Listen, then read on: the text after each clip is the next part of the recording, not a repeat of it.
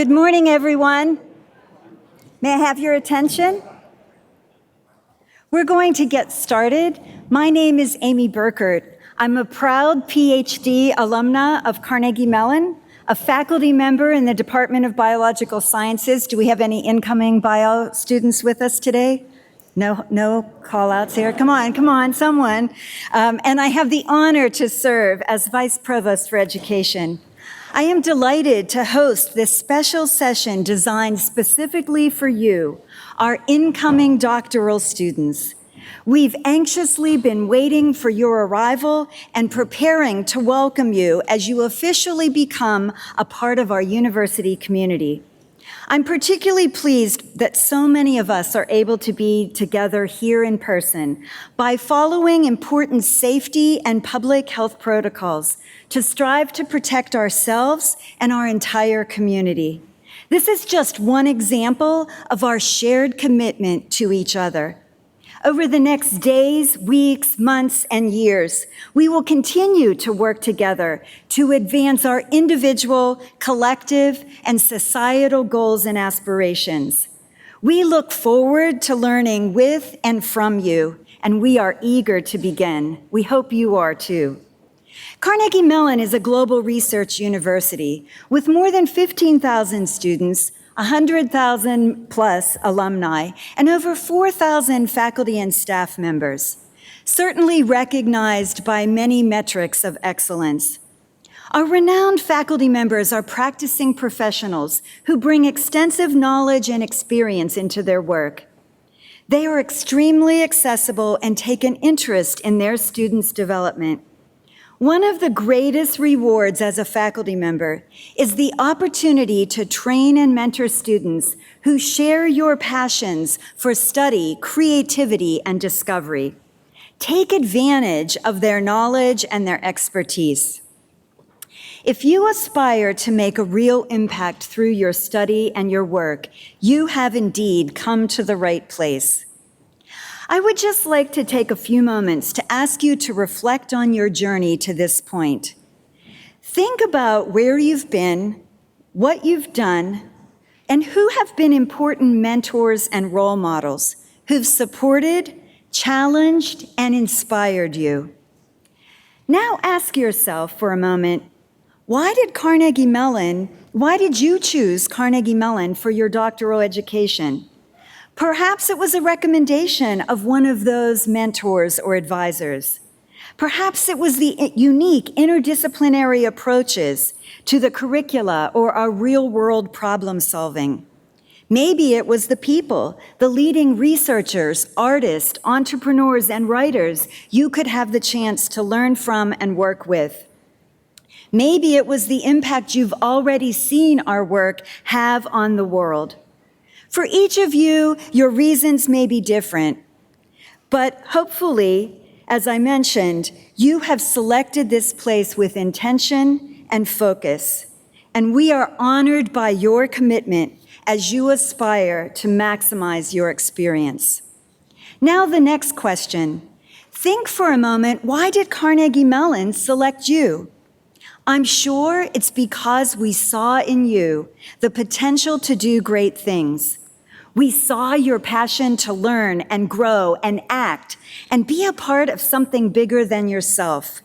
If you look around this room, you are joined by many bright and talented people. These are going to be the leaders and innovators in your fields, and you are a part of that group. It's an incredible privilege as well as an incredible opportunity. But it's also an awesome responsibility to be a student at Carnegie Mellon. The world looks to us to find answers to complex global problems and to develop new ways of thinking, to do, create, and innovate. The Carnegie Mellon ethos is about working hard to do and make things. This has roots in our history as a regional technical school, developed to solve community problems and train those who will make a difference. We are confident you are up to that challenge. Now another question. How do you expect to change during your doctoral career? It will be a time of great change. You are moving along an educational continuum that spans from student novice to scholar professional. The transition in mindset is very important. It's different than your undergraduate study. Your role cannot be passive. You need to take an active role and ownership of your experience. It requires a level of independent thought and action that's not always realized in other settings. You are securing a foundation of knowledge and work product upon which your career will now be built. You need it to be solid and strong. Graduate study is typically an immersion in a single-minded pursuit. Your field, the area you have uncovered as a passion. Let it grow, evolve, seek out opportunities to seek greater breadth and depth.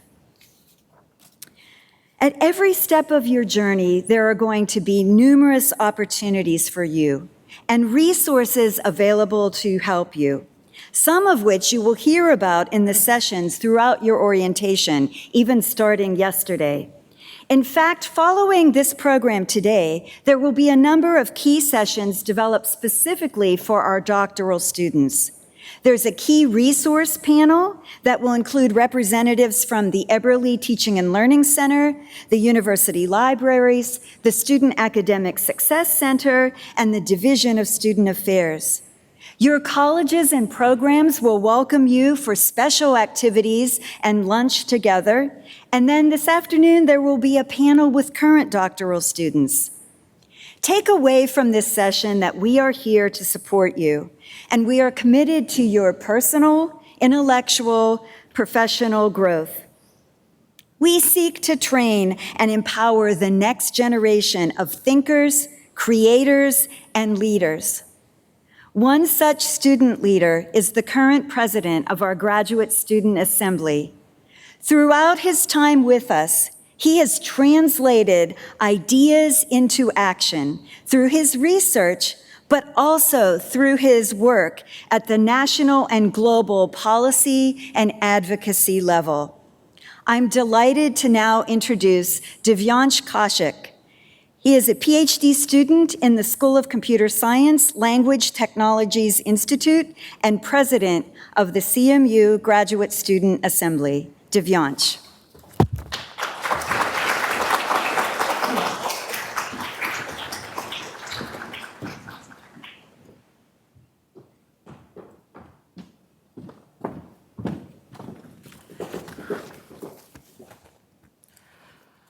Wow, thanks, Amy, for that really kind introduction. So, good morning and welcome, everyone. For those who didn't see me yesterday, my name is Divyansh Kaushik, and I'm your Graduate Student Assembly President. Welcome to Carnegie Mellon. As a fellow doctoral student whose time is coming to an end, hopefully, let me touch upon something that will impact your lives every step of the way. You're sitting here at a world-class research university known for its rigor. So what does that mean for your life here? The heart of Carnegie Mellon as a major research university is a culture of inquiry. We like to say our heart is in the work. You will all write extraordinary papers, register groundbreaking patents, establish startups that will disrupt old economies, and you will bring thousands of new ideas into this world. You will do so across departments and colleges. But all of you will share one thing. You'll do so with the aim of improving human life on this planet that we live on. In your research, you will have stretches of failure and moments of joy. You will be asking questions that people have likely not thought of, and you will be answering questions others have thought too hard to answer. Persist through those stretches and cherish those moments. And most importantly, remember to take time off.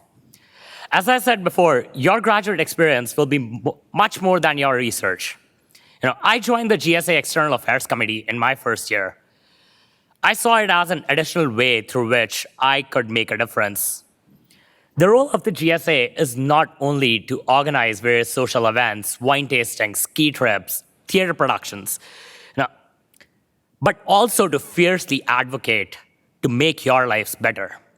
Recently, we established supplemental childcare grants, for those students who might need additional childcare assistance. Another example is how the university now pays half of your health insurance premiums. It was an initiative of the GSA after months of productive and collaborative discussions with Provost Garrett and other members of the administration that went into effect. One that is close to my heart is our advocacy on Capitol Hill in Washington, D.C. Because of our nonpartisan advocacy efforts, we have had tremendous success in advancing policies that would positively influence the lives of graduate students, not just at Carnegie Mellon, but across the country. One such example of that was our successful effort to fight back against the administration's attempts to curtail on the optional practical training program last year. Before that, the fight against the tax code provision that would have taxed graduate student tuition waivers. And these are just a few of the many different things GSA has done in the past and only an indicator of what we hope to do in the future. Yesterday I challenged you all to try and find places where you could make positive change. So remember that your work does not happen in a vacuum. When you will be working on a new machine learning algorithm or designing a more efficient semiconductor chip or putting a satellite in space, you will be doing more than just doing your own research. Not only will you be furthering the culture of inquiry, you will also be influencing fellow scientists, policymakers, practitioners, and you'll be doing so in virtually every arena. You will be helping create change. Now, former Attorney General, civil rights leader, and senator from New York, Robert Kennedy, someone I deeply admire and whose life I frequently draw upon for inspiration, once said, "The cruelties and obstacles of this swiftly changing planet will not yield to obsolete dogmas and outworn slogans. It will not be moved by those who cling to the present which is already dying, who prefer the illusion of security to the excitement and danger which comes with even the most peaceful progress. The world demands the qualities of youth, not a time of life, but a state of mind, a temper of the will, a quality of imagination, a predominance of courage over timidity, of the appetite of adventure over the life of ease." I firmly believe that. And I also believe these are qualities you all have already shown that you embody by setting sail on this journey. These are revolutionary times that we all live in, whether it's the fight for racial equity or social justice more broadly, or the fight against climate change. It is us young people and those who enjoy the great privilege of higher education, especially advanced degrees, who must take the lead, be it through our research or alongside it. In many cases, arguably, we have had thrust upon us a greater burden of responsibility than any generation that has ever lived. However, many of us fall into the belief that there is nothing one person can do against enormous array of the world's evils, its ills, its miseries, and its injustices. But remember, it was a 32-year-old Thomas Jefferson who proclaimed all men are created equal. It was a 25-year-old John Lewis who led hundreds of voting rights activists to the apex of the Edmund Pettus Bridge in Selma, Alabama. And a 21-year-old Vivian Malone who sued the discriminatory procedures of the University of Alabama to become one of its first 2 black students. My favorite quote is also from Senator Kennedy, who said, "Each time a man stands up for an ideal or acts to improve the lot of others or strikes out against injustice, he sends forth a tiny ripple of hope. And crossing each other, forming a million different centers of energy, and daring those ripples, build a current which can sweep down the mightiest walls of oppression and resistance." Now, give me a lever long enough and a fulcrum on which to place it, said Archimedes, and I will move the world. So these people moved the world, and so can we all. Consider and seek out the levers that you have access to, and the foundations upon which you can place them, be it your previous experience in the Peace Corps, or your research agenda to design new carbon capture technologies, or your personal passions to register people to vote, or your experience in student government. I challenge you once again to find those opportunities and make that positive impact. Lastly, hopefully in the coming few weeks, when you step outside of your studio or lab or classroom, not only will you discover a campus that is brimming with activities, with numerous student organizations, athletics, and theater productions, you will find the whole city of Pittsburgh at your doorstep. Get out into the city, look around, the world is here. To my fellow international students, reach out, ask questions about how things work here. And don't be afraid to show that you don't know. Make the effort to make real connections with your fellow students around here, from the US and other countries. To the students from the US, I say the same. Step outside your borders right here on Forbes Avenue and welcome your fellow students from around the world. Express your curiosity and understanding of what it feels like to be in an unfamiliar place with people you don't know.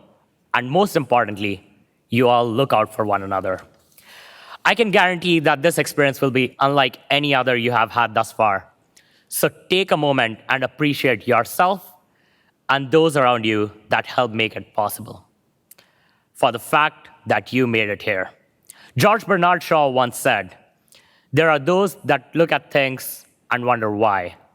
I dream of things that never were and ask why not." So I wish you all the very best, and I hope you find yourself dreaming of things that never were and asking why not. I'd now like to introduce Dr. Jim Garrett, CMU's Provost and Chief Academic Officer. Dr. Garrett.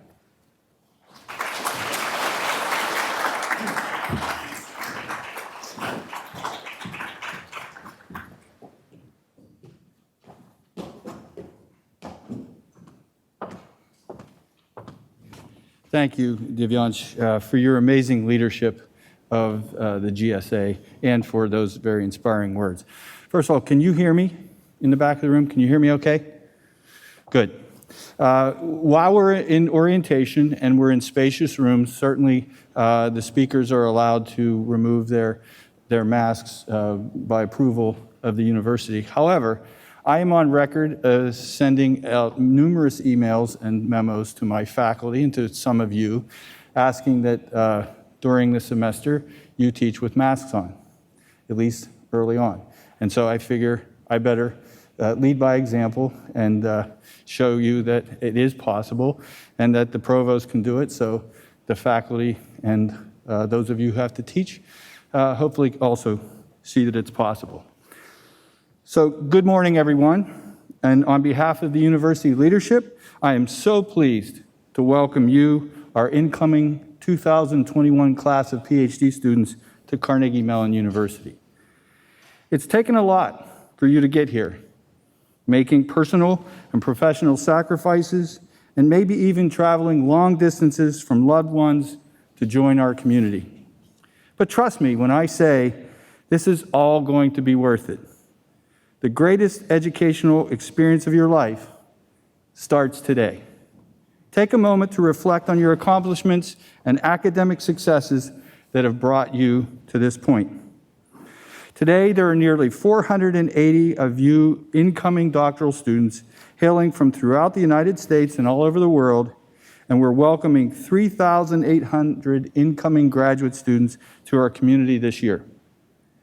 And each of you have important contributions to offer in your fields, whether you're pursuing advanced studies within the College of Engineering, the College of Fine Arts, the Dietrich College of Humanities and Social Sciences, the Tepper School of Business, the Heinz College, the Mellon College of Science, or the School of Computer Science. CMU attracts extraordinarily gifted students who join our community to work with exceptional faculty and dedicated staff. You are the best of the best. I hope you feel excited to join this scholarly community. You'll have opportunities like never before. You'll grow in many ways, some you may not have expected. You're here, after all, because Carnegie Mellon is a hotbed of innovation and steeped in the tradition of promoting excellence in education, research, and creative endeavors. We are founders in many fields and, in fact, are inventing new fields to lead. And now, as you join our ranks, we are committed to your personal and intellectual growth. The diverse perspectives you experience are at the very heart of education at Carnegie Mellon. To illustrate this point, I'm going to relate a short personal story that happened earlier in my career. I was interested in how sensors could be placed on bridges to better understand their state of disrepair. My colleague and I recruited a doctoral student on a fellowship from Chile to join our project. Early on, we excitedly told the student about what we were trying to do and what we were hoping they would help us to do. And he commented that he was very excited about this project, but felt that this approach would only be available for countries that could afford such technology, and sadly recognized that maybe Chile was not one of those. This statement really struck a chord. It caused my colleague and I to think of and explore other ways, along with the student, to collect bridge information. How might we do this? And what we came up with was the idea that maybe we could use the vehicles that traverse the bridge as the sensors and not necessarily have to put sensors on the bridge. That opened up a whole new area of inquiry for my colleagues and myself and the student. It became that student's PhD topic. To me, what that proves is that this student's important question, based on their lived experience, helped push our research in a direction we wouldn't have thought of if he hadn't asked that question. Diversity has impact. So you'll find a vibrant research community here where innovation thrives because of the perspectives that each community member brings to the table and that each of you will bring to your fields. Our expectations for you are very high. We look to each of you to do the work that matters. Whatever your field, we also look to you to contribute to a more equitable world. Creating a more equitable world starts with celebrating and lifting up others in our lives. I encourage you to visit the Center for Student Diversity and Inclusion to learn more about the ways we are actively cultivating a strong, diverse, and inclusive community. To help all of us on our journeys to do better, this year we welcome our inaugural Vice Provost for Diversity, Equity, and Inclusion and Chief Diversity Officer, Dr. Wanda Heading-Grant. I ask you to make the most of your time here. Choose research topics that inspire you. Work with people you can learn from the most. And connect with your faculty and with each other. This is your time. Like everything else in life, you reap what you sow. The more you put into something, the more you get out of it. And ultimately, in this situation, the more you will learn. I encourage you to use the resources available to you, be it through the Student Academic Success Center, the Graduate Education Office, or the Future Faculty Program offered through the Eberly Center for Teaching Excellence and Educational Innovation. As you take on teaching assistantships, be conscious of the opportunity you have and the integral role you will play in the education of students at Carnegie Mellon. Take this role very seriously. This is your opportunity to pay it forward to the next generation of undergraduates. And I will tell you another personal aside. It was during those times that I learned that I wanted to be a faculty member as I was involved in courses as a teaching assistant. For many of you who intend to pursue careers of scholarly research or creative endeavors, you'll be among the first to shape the higher learning of future research assistants. For others who intend to pursue business endeavors or teach, this experience will provide insight into training employees or inspiring future scholars. As you go forward in your studies, your research, and your teaching, there are plenty of resources available to you, and you will hear much more about them throughout this orientation program.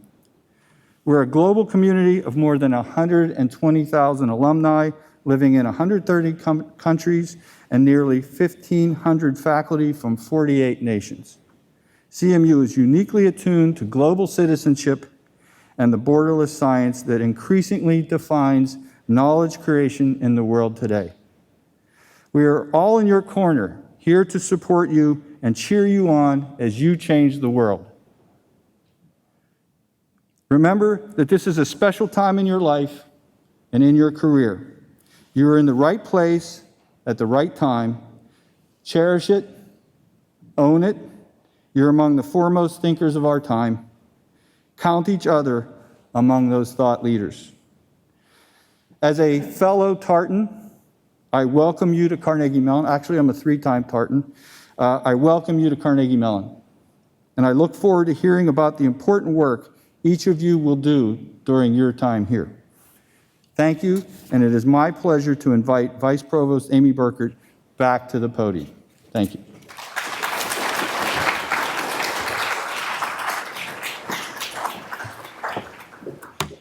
Thank you, Provost Garrett. We are certainly grateful for your leadership, advocacy, and most of all, commitment to the holistic student experience. We also appreciate your ability to lead and collaborate effectively with academic and administrative leaders across the institution and around the world. Our academic deans join you in advancing both our education and research missions. Here, as a representative of that group of academic leaders, is our Dean of Libraries and Director of Emerging and Integrative Media Initiatives, Dean Keith Webster. Dean Webster?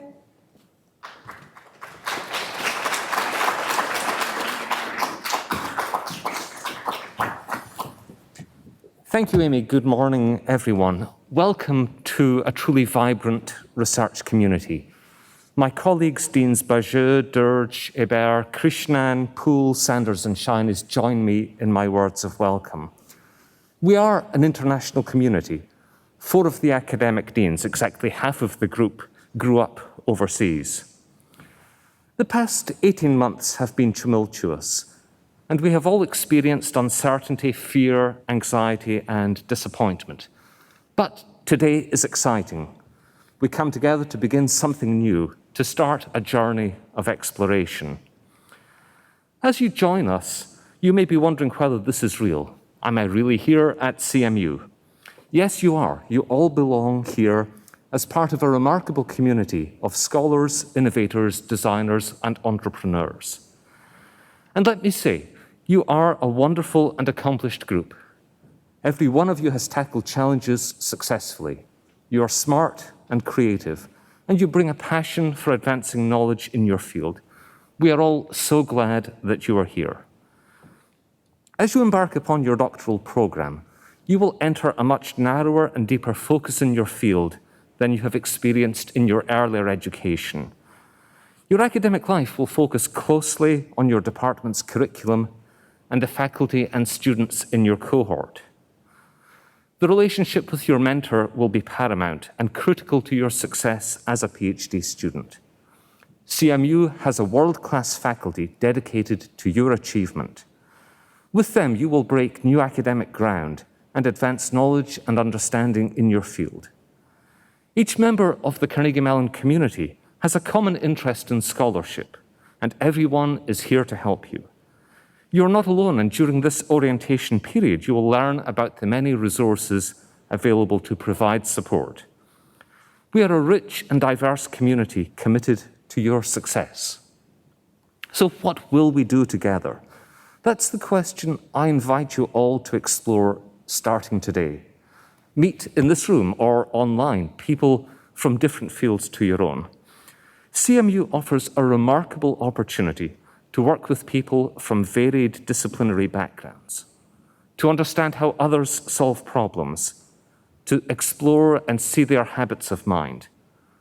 I encourage you to look out for people from other colleges, learn about their program, share your own experiences.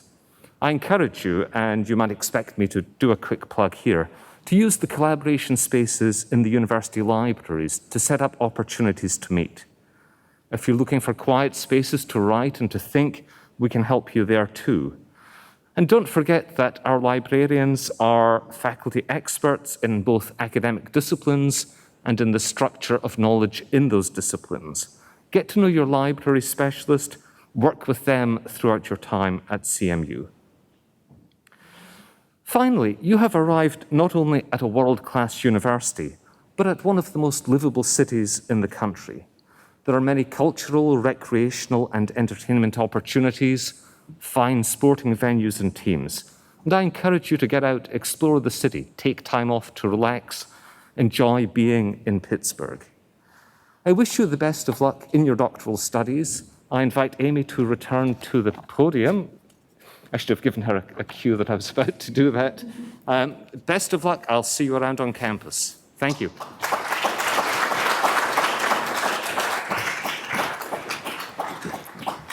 thank you, Dean Webster. I know during my intro segment, I asked you to reflect on a number of questions, and I think others of our speakers also challenged you in similar ways. As we close, I would like to ask you one final question. How will your department, college, Carnegie Mellon University, the Pittsburgh community, and/or ultimately your field of study be impacted and changed by your participation in it? What is the impact you aspire to have?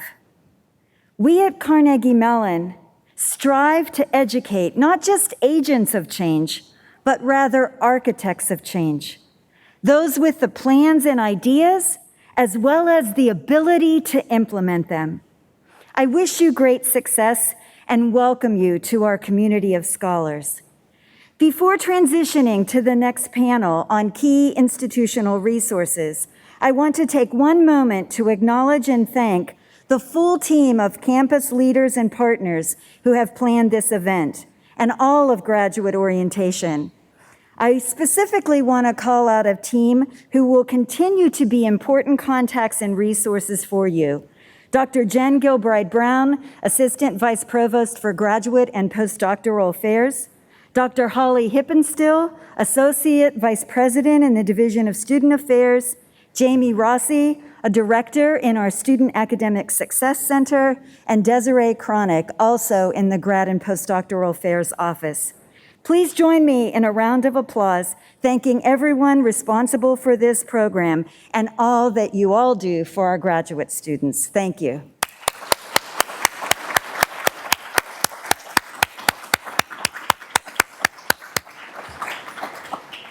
We will now just take a brief housekeeping break to transition to the panel, so feel free to stand up, stretch, take a bio break, but don't go far. It will just be a few moments. Thank you again for being here, and thank you to our speakers.